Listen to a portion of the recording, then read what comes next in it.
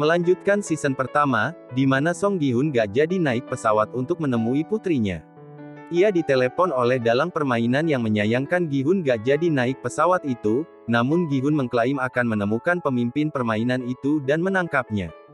Gi-hun merasa aneh karena posisinya diketahui, dan ia curiga di tubuhnya ditanami alat pelacak. Dan benar, setelah Gi-hun mencarinya dengan merobek telinganya, ia menemukan alat pelacak itu. Sementara itu, Hwang Junho rupanya masih hidup setelah ditembak oleh kakaknya dan jatuh ke laut di akhir season pertama. 2 tahun kemudian, Junho kini memilih untuk jadi polisi lalu lintas, bukan detektif lagi. Atasannya ingin Junho balik lagi ke divisi kriminal, namun Junho menolak. Ia masih kesal pada para atasannya yang tak percaya padanya mengenai adanya permainan maut di pulau misterius itu. Para atasannya tak percaya karena Junho tak punya bukti sama sekali tentang permainan itu selain kesaksiannya. Song Gi-hun rupanya menggunakan uang hadiah, salah satunya untuk membuka motel bernama Motel Pink. Sejak permainan itu, ia selalu bermimpi buruk tentang pria bertopeng hitam itu. Selama 2 tahun terakhir, Gi-hun meminta bantuan pada rentenir yang meminjaminya uang dulu yang bernama Pak Kim. Ia memberikan banyak uang pada Pak Kim untuk menemukan keberadaan pria salesman yang mencari pemain, namun sampai saat ini pria itu tak ditemukan. Gi-hun gak menyerah, bahkan ia memberikan uang tambahan agar Pak Kim menambah personelnya. Gi-hun melakukan ini karena ini waktu yang tepat untuk menangkap salesman itu dan melacak keberadaan dalam permainan maut itu.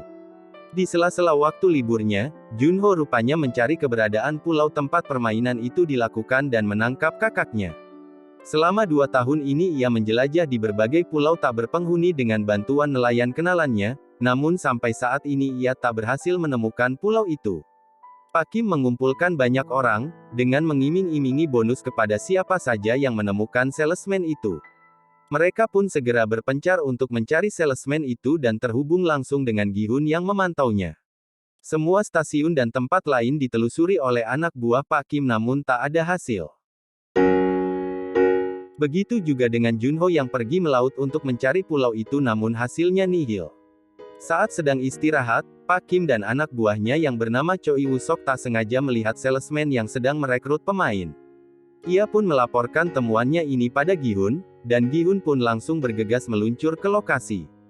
Pak Kim dan Woo-sok mengikuti pria itu kemanapun pria itu pergi. Pria itu begitu aneh, karena mendatangi para tunawisma dan memberikan mereka pilihan untuk memilih roti atau hadiah undian. Gi-hun yang buru-buru pun melanggar aturan lalu lintas sehingga ditilang polisi, dan yang menilang adalah rekan dari Junho.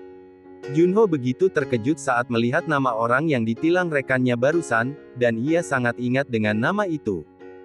Pak Kim dan Woo-sok hampir aja kehilangan jejak salesman itu, namun untungnya mereka bisa menyusul pria itu yang pergi ke suatu gang sempit. Keduanya mengejar salesman itu, namun ternyata itu adalah jebakan. Pria itu tahu dirinya sedang diikuti, sehingga menyiapkan jebakan untuk menghajar dan melumpuhkan keduanya. Gi-hun tiba di lokasi namun tak menemukan Pak Kim maupun Woo-sok. Ia begitu terkejut saat melihat bercak darah dan sebilah pisau yang ia duga milik Pak Kim. Dari jauh, salesman itu melihat Gi-hun berada di sana. Rupanya salesman itu membawa Pak Kim dan Woo-sok ke suatu motel. Keduanya dalam keadaan babak belur dan terikat, bahkan mulut mereka disumpal sehingga gak bisa bicara. Salesman itu mengajak keduanya bermain batu kertas gunting, dan siapa yang kalah maka ia akan menembaknya. Ia hanya mengisi 1 peluru di antara 6 slot, seperti Russian roulette. Setelah beberapa babak, Pak Kim sengaja mengalah untuk membiarkan Woo-sok hidup. Dan benar, salesman itu menembak Pak Kim di depan mata Woo-sok. Sementara itu, Junho yang menyelidiki Gi-hun lewat plat nomornya tadi pun sampai di kantor Pak Kim. Di sana, ia melihat berkas-berkas penyelidikan Pak Kim terhadap salesman itu, sehingga Junho tahu bahwa Gi-hun sedang mencari dalang permainan itu. Di sana ia menemukan alamat motel milik Gi-hun. Saat Gi-hun sampai di motelnya, ia tak terkejut sama sekali saat melihat pria itu ada di salah satu kamarnya. Gi-hun mengklaim selama ini ingin menemukan salesman itu untuk berterima kasih, karena berkat salesman itu ia bisa mengikuti permainan dan mendapatkan banyak uang. Gi-hun meminta pria itu memberitahu siapa dan di mana bosnya, karena ia yakin pria itu hanyalah alat untuk mencari pemain. Pria itu menceritakan pernah bekerja untuk permainan itu saat muda, di mana ia menyingkirkan dan membakar mayat pemain yang kalah. Ia merasa pekerjaan itu normal, hingga akhirnya ia dipercaya dan diberikan pistol. Pria itu senang sekali, dan pernah suatu ketika ia tanpa ragu membunuh ayahnya sendiri yang sedang bermain. Pria itu menodongkan pistolnya ke arah Gi-hun, namun Gi-hun tak takut sama sekali karena ia sudah merasakan betapa mengerikannya permainan itu. Salesman itu mengajak Gi-hun bermain Russian Roulette, dan bergantian menembakkan pistol itu ke kepala masing-masing. Ada 6 slot dan hanya ada 1 slot yang ada pelurunya, lalu mereka bertaruh siapa yang apes terkena tembakan. Di tembakan 1-4, Gi-hun dan pria itu lolos dari maut. Pria itu benar-benar gila dan tak takut mati, bahkan sangat menikmatinya. Saat tembakan yang kelima, pria itu memprovokasi dan menyebut Gi-hun hanyalah sampah seperti pemain lain, dan ia memberitahu di sakunya ada kunci untuk bertemu dengan orang yang Gi-hun cari. Gi-hun tanpa ragu menembakkan pistol itu, dan beruntung ia mendapatkan peluru kosong. Gi-hun memberikan pistol itu yang pastinya tersisa peluru yang asli, dan berbalik memprovokasi salesman itu. Pria itu tersenyum dan tanpa ragu menembakkan pistolnya ke tenggorokannya hingga tewas. Dan disinilah episode pertama berakhir.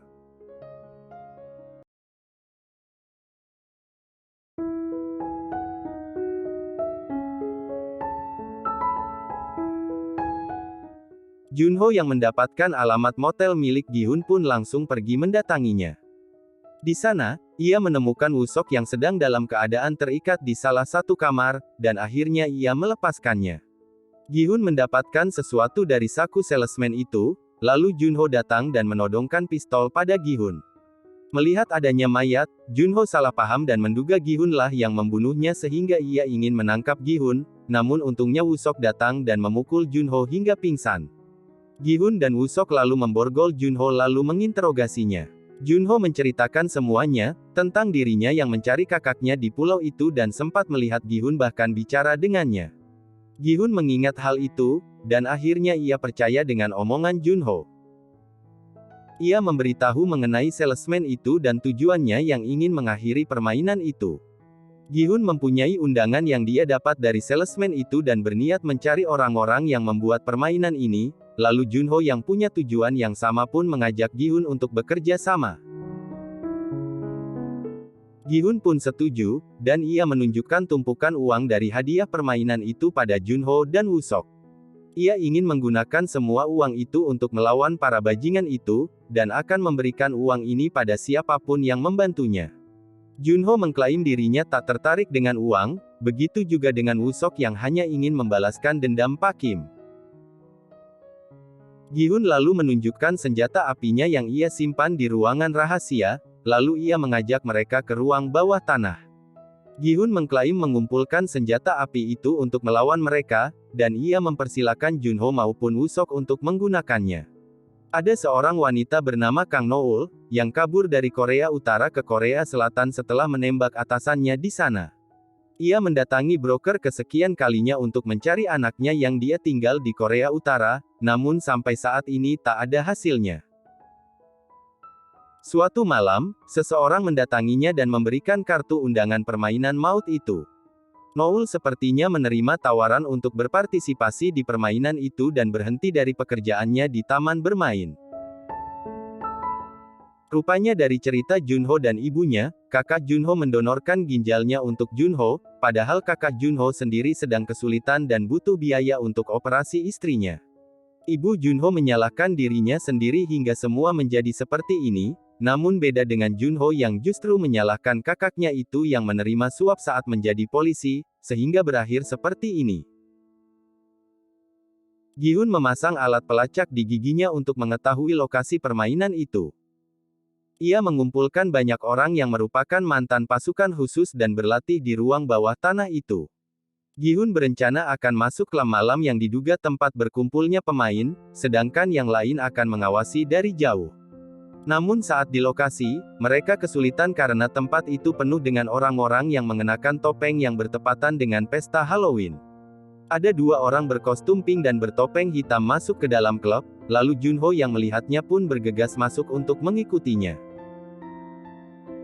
Gi-hun yang berada di dalam, didatangi oleh orang bertopeng itu dan diajak pergi dari sana, lalu Woo-sok yang sedang bersama Gi-hun pun dibuat pingsan oleh mereka. Gi-hun dibawa keluar dari klub dan masuk ke sebuah limusin, lalu Junho yang bisa melihat lokasi Gi-hun pun meminta rekan-rekannya membuntuti limusin itu. Di dalam limusin, Gi-hun bicara dengan dalang permainan lewat speaker. Gi-hun meminta orang itu untuk menghentikan permainan, namun orang itu menyebut orang-orang sendirilah yang mengikuti permainan itu.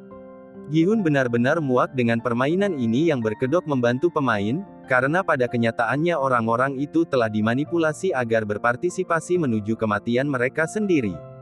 Orang itu menyebut para pemain adalah pecundang di kehidupan ini dan pantas mati di permainan.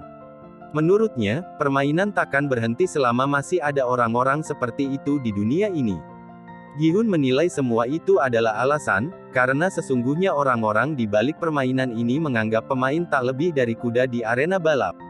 Limusin itu semakin menjauh dari pusat keramaian, lalu untungnya Junho dan rekan-rekannya bisa membuntuti limusin itu. Namun anehnya, limusin itu terlihat berputar-putar di kompleks yang sama. Hal ini membuat Junho merasa bahwa mereka tahu jika sedang diikuti.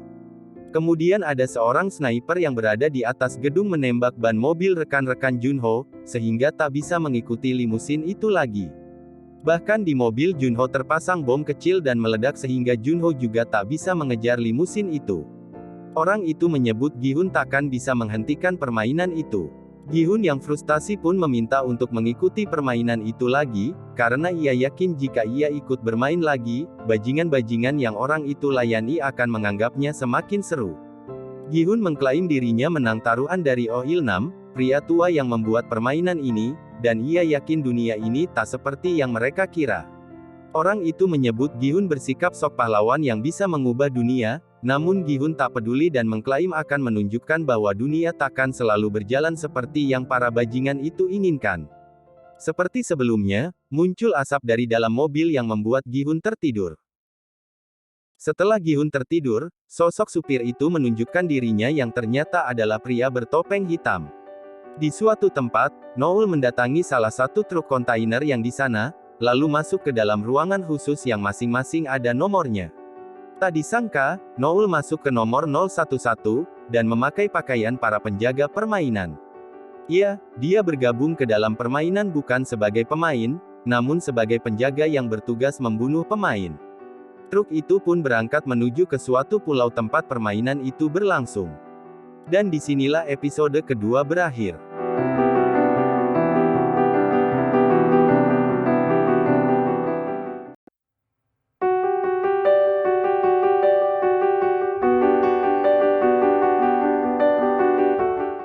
Keesokan harinya, Junho dan rekan-rekannya pergi ke dermaga dan menyewa kapal untuk mencari Gi-hun yang lokasinya ada di sebuah pulau.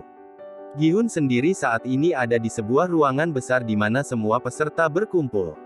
Ia kini sudah mengenakan seragam dan mendapatkan nomor 456, sama seperti nomornya di permainan sebelumnya. Ada salah satu peserta aneh yang merupakan seorang wanita yang berprofesi sebagai dukun. Orang-orang bertopeng masuk untuk menjelaskan mengenai permainan. Banyak peserta yang bertanya dan protes mengapa mereka dibius saat dibawa kemari, dan mengapa orang-orang itu memakai topeng. Orang bertopeng itu menjelaskan bahwa semua itu demi kerahasiaan dan keamanan. Mereka menunjukkan sampel para peserta yang kebanyakan mempunyai utang miliaran, dan mereka mengiming-imingi para peserta akan mendapatkan banyak uang jika berpartisipasi ke dalam permainan. Tentu mereka menunjukkan celengan besar yang nantinya muncul uang hadiah setiap kali permainan diselesaikan. Mereka memberitahu bahwa nanti akan ada 6 permainan, dengan total hadiah 45,6 miliar, sehingga membuat banyak orang tergiur. Mereka memberikan pilihan agar para peserta memilih untuk mengikuti permainan atau tidak. Di antara para peserta, ada seorang peserta bernama Park Yong-sik yang rupanya bersama ibunya sendiri, dan keduanya kesal satu sama lain karena bisa-bisanya berada di tempat itu. Para peserta diminta untuk menandatangani formulir persetujuan sebagai pemain. Ada seorang YouTuber yang juga ikut serta, dia bernama Lee Myung-gi. Lalu ada seorang pemuda bernama Choi Subong yang kesal dengan Myonggi, karena Choi Subong kehilangan banyak uang gara-gara mengikuti video Myonggi yang berisi tentang tutorial mendapatkan keuntungan dari mata uang kripto. Sementara itu, Junho dan yang lain sedang perjalanan menuju tempat Gi-hun berada. Dan setelah beberapa jam, mereka akhirnya tiba dan memantaunya dengan drone lebih dulu. Semua orang setuju dan menandatangani formulir, lalu mereka digiring untuk berfoto. Tak disangka, Gi-hun bertemu dengan teman baiknya yang bernama Park Jong-bae. Jong-bae kesal karena Gi-hun gak kelihatan selama 3 tahun, dan Gi-hun menceritakan mengenai kondisinya. Ia meminta Jong-bae untuk tetap bersamanya selama permainan berlangsung, dan Jong-bae nurut saja meski ia tak tahu maksud Gi-hun. Para peserta pun masuk ke permainan pertama, di mana permainan itu sama dengan permainan di season pertama dulu. Di sisi lain, Woo-seok yang melacak keberadaan Gi-hun pun melihat seorang pria di kejauhan, dan lokasi Gi-hun menunjukkan tepat di dekat pria itu.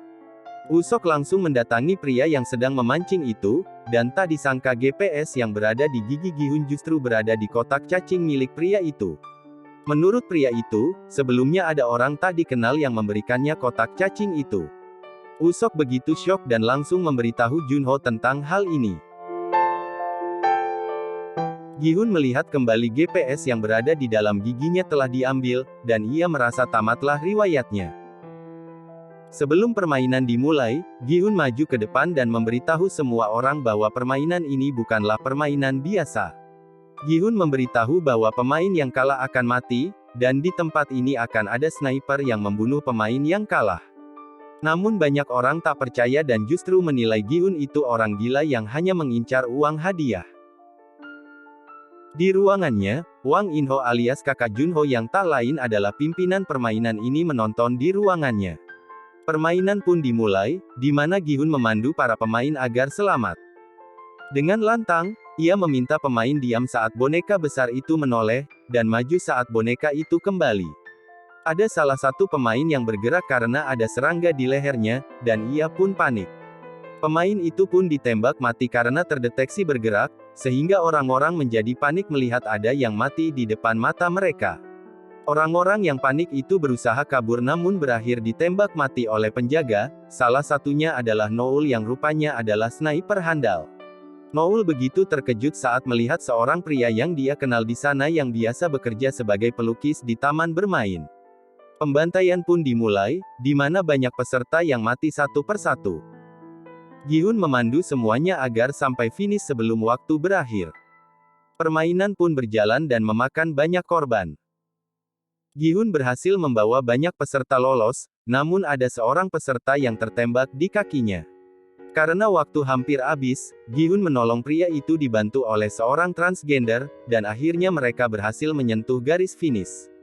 Namun pria yang Gi-hun tolong itu ditembak oleh Noul yang menganggap pria itu telah gagal saat permainan tadi. Permainan pertama pun selesai. Sementara itu, Junho dan yang lain terpaksa harus kembali karena akan ada badai yang sangat berbahaya. Para pemain berkumpul di ruangan awal, lalu orang-orang bertopeng datang dan memberitahu bahwa 91 orang tereliminasi dan menyisakan 365 orang.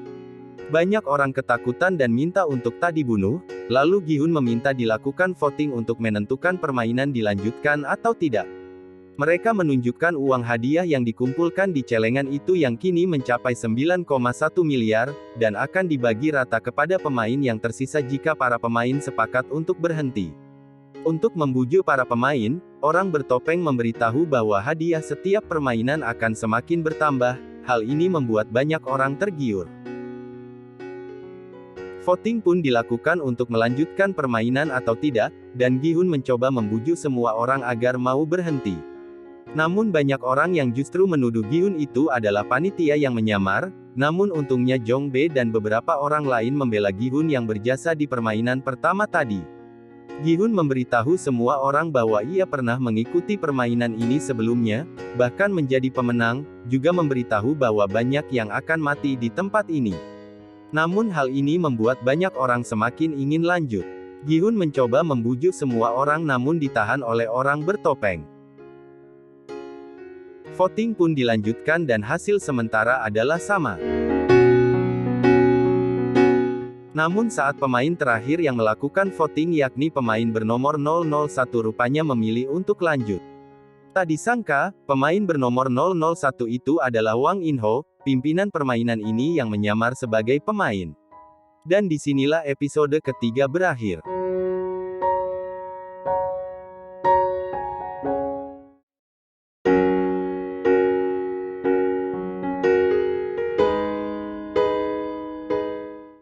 Para pemain kini sedang istirahat dan menunggu game kedua esok hari. Orang-orang yang dipimpin Wang In-ho mendatangi Gi-hun yang pernah memainkan game sebelumnya untuk menanyakan permainan apa di game selanjutnya. Gi-hun memberitahu bahwa game kedua adalah dalgona, permainan memotong gula yang berbentuk sesuatu. Ada beberapa orang serakah yang ingin merahasiakan hal ini dari pemain lain agar gagal sehingga mereka mendapatkan hadiah lebih, namun Gi-hun menolak karena tujuannya adalah menyelamatkan orang sebanyak mungkin. In-ho rupanya memakai nama Yong-il sebagai pemain. Yong-il penasaran mengapa Gi-hun kembali ikut game ini, padahal udah dapat 45,6 miliar sebelumnya. Gi-hun mengklaim semua uang itu bukan miliknya, namun milik orang-orang yang tewas. Yong-il dan Gi-hun berdebat mengenai pilihan untuk lanjut atau tidak tadi. Yong-bae menengahi agar keduanya tak berselisih, begitu juga seorang pemuda yang ingin mereka bersatu. Pemuda itu bernama Kang De-ho, yang pernah berada di militer. De-ho begitu menghormati Gi-hun yang begitu gigih menyelamatkan semua orang tadi.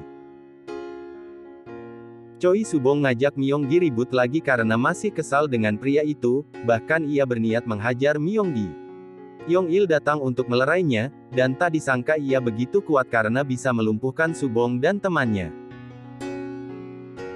Malam harinya, Yong-il mendatangi Gi-hun dan meminta maaf karena ia memilih untuk lanjut tadi. Gi-hun juga meminta maaf karena terkesan menyalahkan Yong-il, padahal yang memilih lanjut tak hanya Yong-il. Yong-il bercerita bahwa istrinya sakit dan butuh transplantasi hati, namun saat menjalani tes, mereka baru mengetahui bahwa istri Yong-il sedang hamil.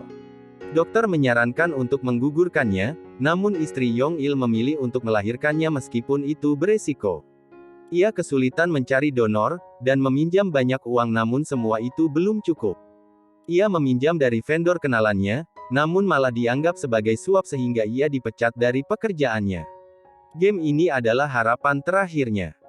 Ia paham perasaan Gi-hun, namun ia sadar butuh uang itu untuk menyelamatkan istrinya. Entah benar atau tidak cerita Yong-il barusan. Tim dokter pengambil organ pemain yang mati protes pada regu sniper karena tak menyisakan satu orang pun hidup. Ada salah satu sniper yang mengklaim menyisakan satu orang yang tak ia bunuh, namun justru dibunuh oleh sniper lain. Ya, Noul lah yang melakukannya, sehingga ia kini dipanggil oleh ketua ke ruangannya. Ketua meminta Noul untuk tak bertindak seenaknya, namun Noul mengklaim hanya melakukan tugas. Rupanya 7 tahun lalu ketua menyelamatkan Noul dan membawanya ke permainan ini. Ia tak akan melaporkan ini pada pimpinan dan akan memberi Noul kesempatan kedua, namun Noul menolak. Ketua menilai Noul udah berubah, namun Noul menilai ketualah yang berbohong padanya karena sebelumnya ia tak diberitahu bahwa tugasnya adalah membunuh. Junho meminta atasan dan petinggi kepolisian untuk mencari pulau tempat game itu berlangsung, namun lagi-lagi Junho dianggap gila dan menghayal karena tak punya bukti. Ada seorang pemain yang merupakan ibu hamil bernama Kim Junhee. Rupanya dia adalah mantan kekasih Myung-gi, di mana Myung-gi dulu mencampakkannya begitu saja, sehingga Junhee masih membenci Myung-gi. Game kedua pun dimulai, namun ternyata game kedua ini berbeda dengan dugaan Gi-hun, sehingga banyak orang mencaci maki Gi-hun. Game kedua ini adalah game berkelompok, dan pemain harus membentuk kelompok beranggotakan 5 orang. Semua orang kini sibuk mencari anggota untuk timnya. Choi Subong yang udah punya 2 anggota merekrut wanita bernama Semi dan Park Min-soo, Gi-hun hanya mempunyai 4 anggota, yakni dia, Yong-il, De-ho dan Jong-bae. Tak ada yang mau merekrut Junhee yang lagi hamil sebagai anggota, sehingga Junhee bergabung dengan kelompok Gi-hun. Di kelompok lain, Yong-sik dan ibunya merekrut transgender bernama Hyunju dan wanita pendiam bernama Yongmi, lalu si dukun terpaksa dimasukkan karena kurang anggota. Di game kedua ini, satu kelompok akan berjalan bersamaan dan diikat kakinya, lalu memainkan 5 permainan yang dimainkan tiap anggota bergantian. Permainannya adalah dakji, lempar batu, gonggi, gasing dan terakhir juggling. Gi-hun dan timnya membagi siapa saja yang memainkan tiap permainan. Mereka optimis akan berhasil menyelesaikan game kedua ini, dan Junhee bertekad tak ingin menghambat yang lain meski sedang hamil. Game pun dimulai di mana dua kelompok lebih dulu. Banyak yang gagal saat bermain permainan tertentu sehingga memakan waktu, hingga akhirnya mereka gagal karena kehabisan waktu sehingga ditembak mati.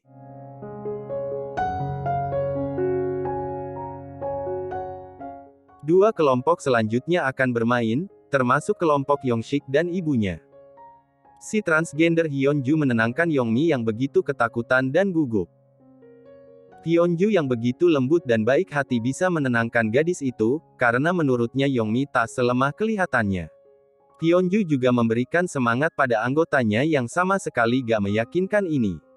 Dan disinilah episode ketiga berakhir.